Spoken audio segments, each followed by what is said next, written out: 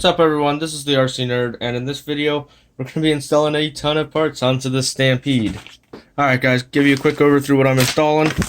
RPM A-arms, I have STRC rear axle carriers, STRC front steering knuckles, both of them in green aluminum by the way.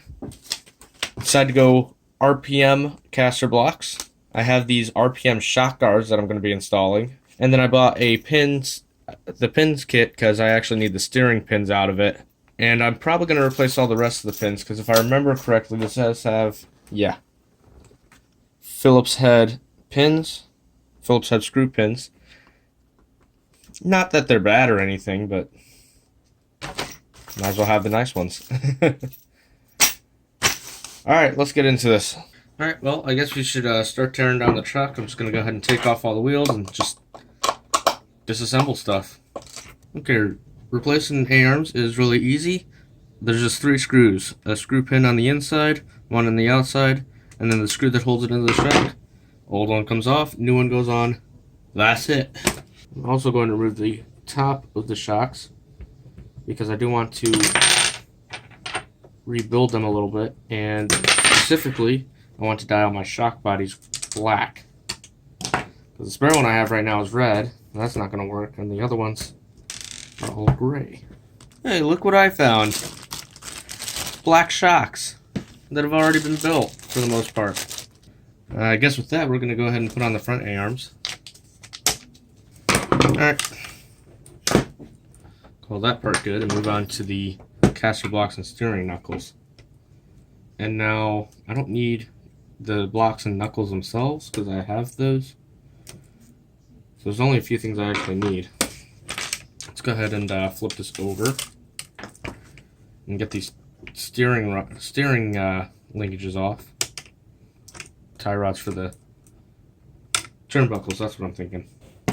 Also want to get this camber link off from the back side here. Alright, and then out of this, all I'm going to be taking is the wheel hex, which we're going to have to pop off. Need that. We need a little cross pin. We need our axle, or axle pin, as well as these Teflon washers if you have them. I'm usually missing most of my Teflon washers. And then the rest of this, you just keep for spare or whatever. It looks like this pin's pretty badly bent again. They love to bend. And my caster block is just starting to crack. Yeah, that's bad. That's why we're replacing these. I'm tired of breaking those. Alright, we're going to do the same thing on the other side and get right back to you. Alright, with all of that taken apart, we can finally start putting on our new caster blocks and steering knuckles. Well, these are the knuckles, those are the caster blocks. You may notice that I did not actually steal the bushings out of my old parts. That's because STRC, with their aluminum steering knuckles and the axle carriers, they include ball bearings for you. So I don't even have to worry about that. First thing I want to do is get these knuckles out and put the bearings in them. Now we're going to get our hoard of pins and select the steering pins. Grab a caster block. This is going to be on the left side of the truck. So we want, when we install our steering knuckle, doesn't matter which knuckle, they're the same. But we do want to make sure that this points towards the inside of the truck. So if this is going on the left, imagine if this is going on the left side of the suspension, you got this side on the right side, you want your steering knuckles pointing towards the inside, or the arms on the steering knuckles. And then we'll just install our steering kingpins. Beautiful. Same thing for the right side. And then you just got to reassemble your axles in the same way that they came out. The opposite, to be precise. There you go, that's assembled. That whole assembly is ready for the truck. And of course we'll just do the same thing on the other side. Now remember guys, one of these is the right side, this is the right side, and the other one's for the left side, so make sure you put them on the correct way. Alright, that's front end done except for shocks. Let's move on to the rear. And this is going to be very similar, at least getting the A-arms off is exactly the same, so let's do that real quick. You might notice that these are already RPM A-arms, but they're blue, so I'm changing them. You know, I'm just not a fan of this gray transmission box. Let's fix that. Much better. Alright, well, let's continue on with our business. Putting on the rear A-arms. Well, that's a slight problem. I just sheared my 1.5 millimeter hex driver. I don't think I'm going to need it again right away.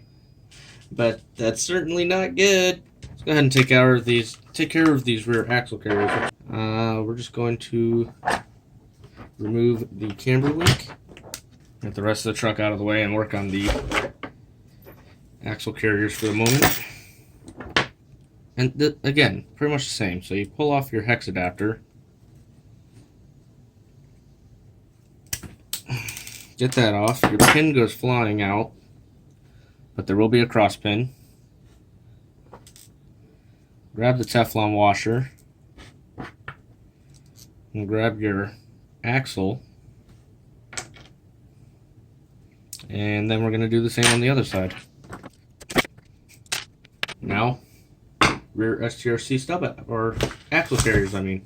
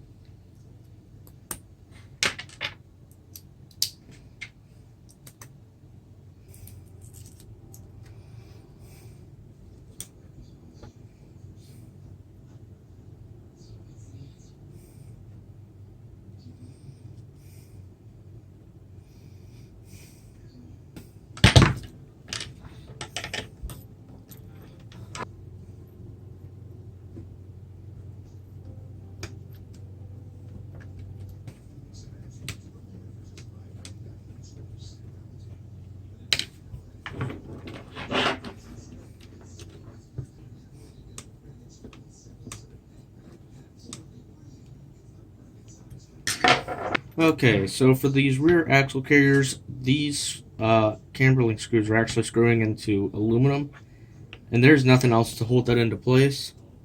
The screw's not long enough to put a nut on the other side, so what you're going to have to do is go ahead and thread lock it. Just put a little bit of thread lock on the screw, and that should keep it from backing out. And then ideally you're going to want to let that cure for probably at least a full day. I think it's time to work on shocks, and this is where we start having a lot of fun. I'm going to change pretty much every shock shaft. Is there any I want to keep? This one I might leave alone. This one my shock shafts like here. Basically what we're going to do, you need to grab some pliers. Actually, first, let me show you that you have to get the spring off. You pull off the lower spring brace like so.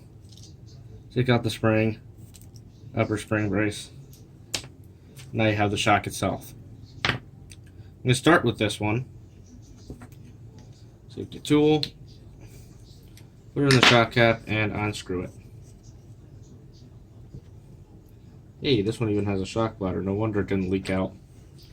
I'm going to dump that oil though. We're going to try to reuse the oil from the other shocks, because these have oil. And I think most of them are fresh oil too, so I don't want to waste it, because I don't have a whole lot. Hey, the oil that came out of this thing was actually pretty darn clean. I'm actually going to use this to...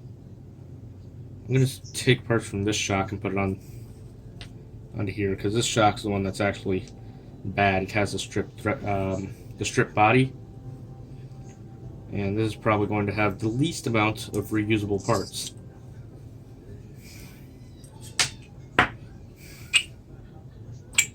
That being said, that does mean that I no longer have that oil at my disposal, so maybe we should use this one after all.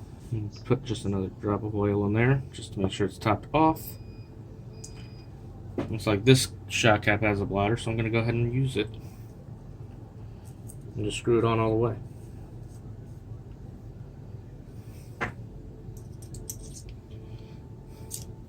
Now this is where it can be helpful to grab your pliers.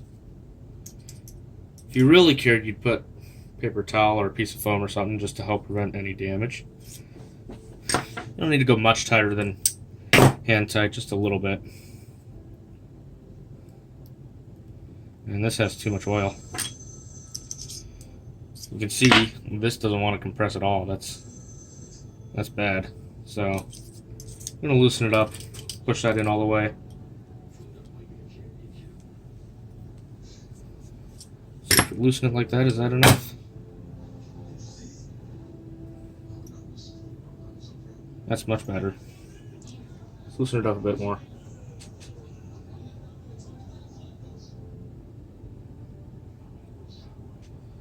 And then we screw the shock cap back on.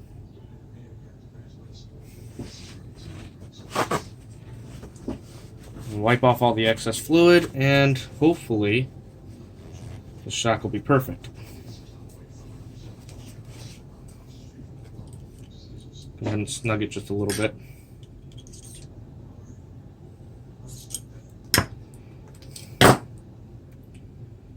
You can see I can push it in all the way, and it just bounces back out at the end.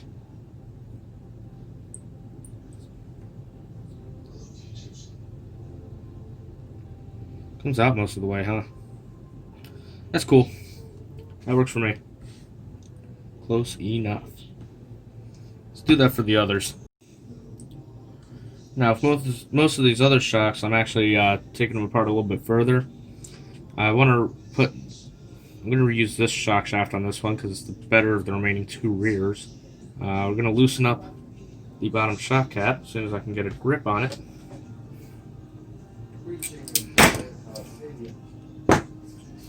Alright, unscrew that. I'm going to pull out the shock shaft. Gently pull out these seals from the bottom of the shock body. There's a black sort of spacer. See if I can push them off from the bottom.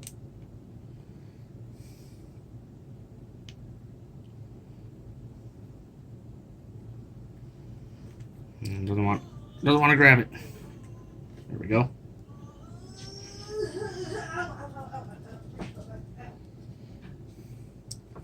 Alright.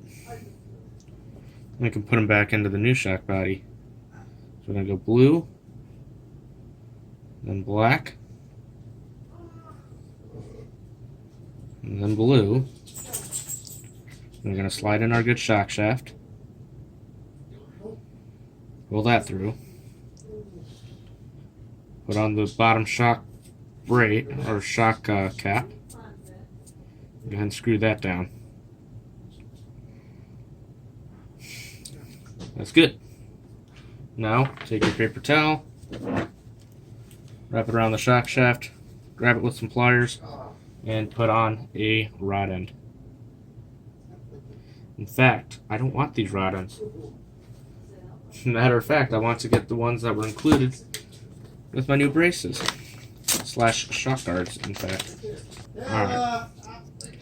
I don't know if there's a difference between the front and the rear. It looks like there is not. Important detail here is that the bottoms of these shock braces, or shock guards, are actually square. And what this does is it keeps the shocks facing forward, or the shock guards facing forward. So we need to put on these, which are also square. So that way, because if you just reuse it with the, or if you reuse the old shock rod ends, then these can spin and they won't stay pointed forward. So I want them to stay pointed forward. So we're going to put them on. And take the old rod end back off now. I'm just going to take and twist this, and this is a tricky part. These things are always a pain to get started, but it looks like this one's going pretty easy. So I guess they're not always a pain to get on. There's one that wasn't. Or RPM just builds in a better spec. That's possible too. I'm not sure.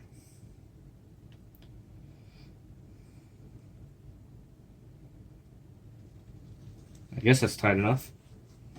Can't imagine it has to go crazy tight. And now this part's fun too. I'm gonna have to steal a hollow ball. This usually isn't too bad. I like to do get a pair of pliers, put one end of the pliers on one side of the hollow ball, and then put the other end so it's actually against the rod end itself and not on the hollow ball. And you just give it a twist, and it pops out. Putting it back in, even simpler. You line up the hollow ball, take your pliers, squeeze. That's it. Now I can refill this shock with oil, because I seem to have lost all the oil in my other shocks. I think that was a bad one, right? Let me first take one of these good shock bladders and put them in the shock cap, because, well, you can put them either on the shock body or the shock cap. I prefer the shock cap. I find it easier that way. Push it in all the way. I like to just go and push it around with my screwdriver to make sure the entire edge has been seated properly. Looks like it has been.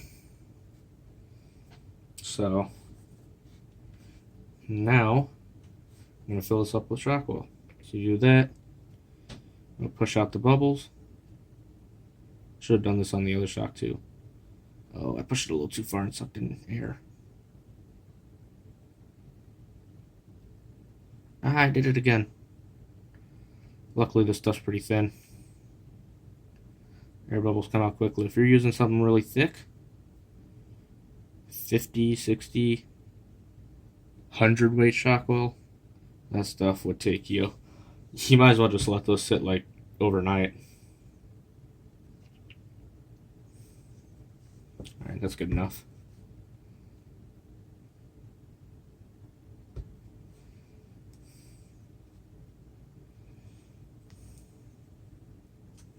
Screw the shock cap on. Yay, fun.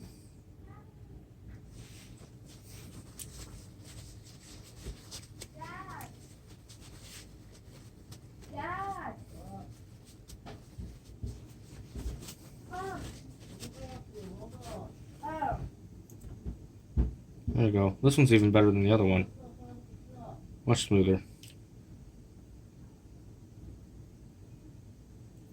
Nice. And now I only have 2 more shocks to do. Okay, all the shocks themselves have been rebuilt. You can see we have 4 of them, 2 long, 2 short. Perfect. Also known as 2 front and 2 rear. You guys already know about all that. What you're excited to see is the shock guards going into place. Let's go ahead and do that. And put each of the springs on. Take a guard. And then what I'm going to want to do here is I want the front of the shock guard to line up with either side of the hole in the hollow ball. It's basically what I want, because that is how I'm going to get it to face forward and continue to face forward. So let's slide it on and into place and put the spring on, and there you go. And now when I install it, I just have to make sure that this faces the front. In fact, there's a small scratch on that spring, and just because I'm being as nerdy as possible, well, there's a scratch on the other side, so I guess it doesn't matter. You know what I could do? Nothing, because apparently the other side, the bottom of the spring is just as bad. So we're just going to leave it as is. It's not too bad. You can do the same thing with the other shocks as well. Nice. All 4 shocks with the RPM shock guards. They are looking pretty darn good. I am super excited.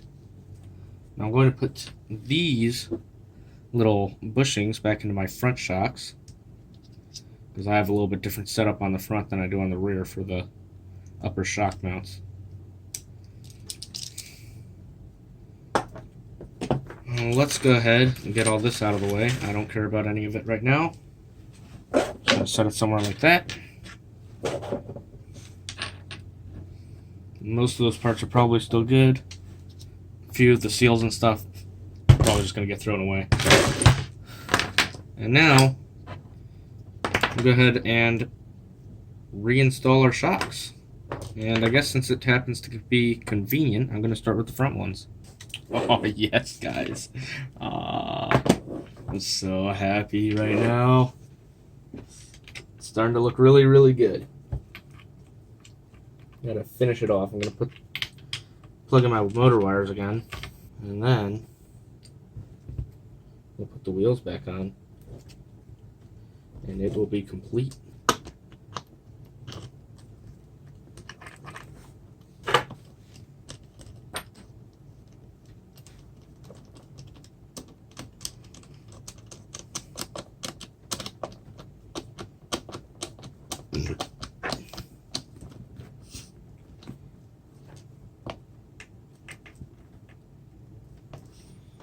And you know what, guys?